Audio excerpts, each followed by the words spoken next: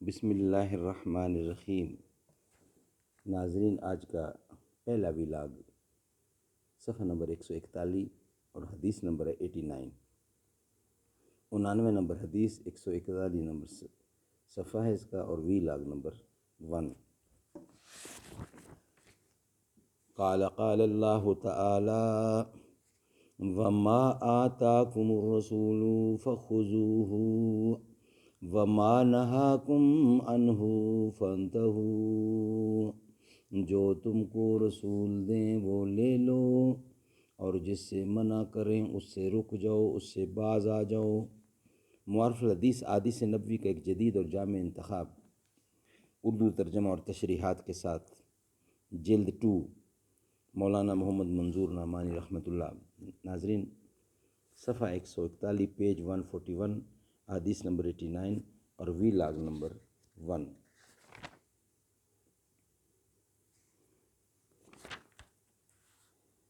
قال النبی صلی اللہ علیہ وسلم،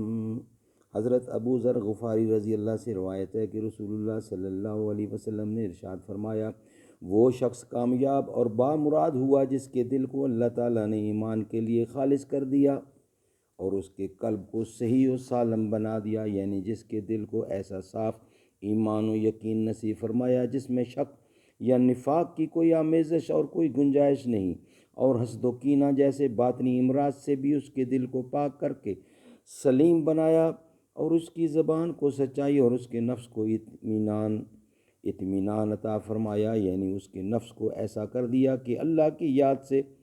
اور اس کی مرضیات سے اس کو چین و اطمینان ملتا ہے، اور اس کی طبیعت کو سیدھا اور درست کر دیا کہ وہ برائی کی طرف نہیں چلتی،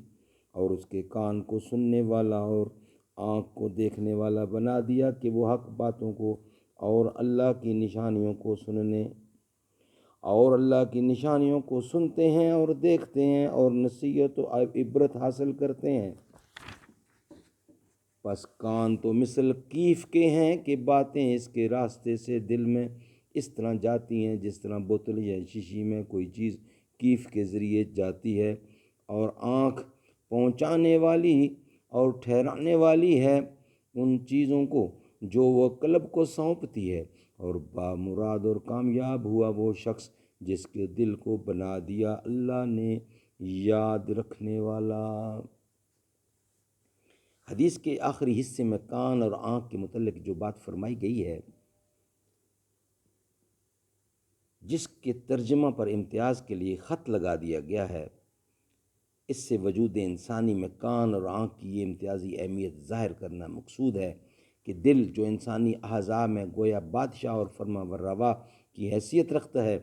اس میں جو چیزیں پہنچتی ہیں اور اس کو متاثر کرتی ہیں وہ عموماً کان اور آنکھ ہی کے ذریعے پہنچتی ہیں۔ اس لیے انسان کی فلاح و سعادت اس پر موقوف ہے کہ اللہ تعالیٰ اس کے کان کو شنوا اور اس کی آنکھوں کو بینا بنا دے، اور سب سے آخر میں فرمایا کہ فلاح یاب اور بامراد ہوا وہ انسان جس کے دل کو اللہ نے یاد رکھنے والا بنا دیا۔ مطلب یہ ہے کہ فلاح و سعادت تک پہنچانے والی جو باتیں کان یا آنکھ کے ذریعے دل میں پہنچتی ہیں، ان سے بھی منزل سعادت تک جب ہی پہنچا جا سکتا ہے جب کہ دل ان کو محفوظ رکھے اور ان سے برابر کام لیتا رہے۔ اسی لیے انسان کی سعادت اور خوشبختی کی آخری اور سب سے اہم شرط یہ ہے کہ قلب اپنا فریضہ اور وظیفہ ٹھیک انجام دیتا رہے۔ قرآن مجید میں بھی جا بجا انسان کی ان تینوں قوتوں کو سمع یعنی قوت سماعت، بصر قوت بصیرت، قلب دل کی بات ہو رہی ہے کا ذکر اس طرح کیا گیا ہے کہ گویا انسان کی ہدایت اور نجات کا دار و مدار انہی تینوں کی سلامتی اور راست روی پر ہے۔ اللہ تعالیٰ سمجھنے کی توفیق عطا فرمائے۔ راتیں بھی مدینے کی باتیں بھی مدینے کی، جیسے میں یہ جینا ہے جینے میں بھی جینا ہے، جینے میں یہ جینا ہے، کیا بات ہے جینے کی۔ راتیں بھی مدینے کی باتیں بھی مدینے کی، عرصہ ہوا طیبہ کی گلیوں سے وہ گزرے ہیں، عرصہ ہوا طیبہ کی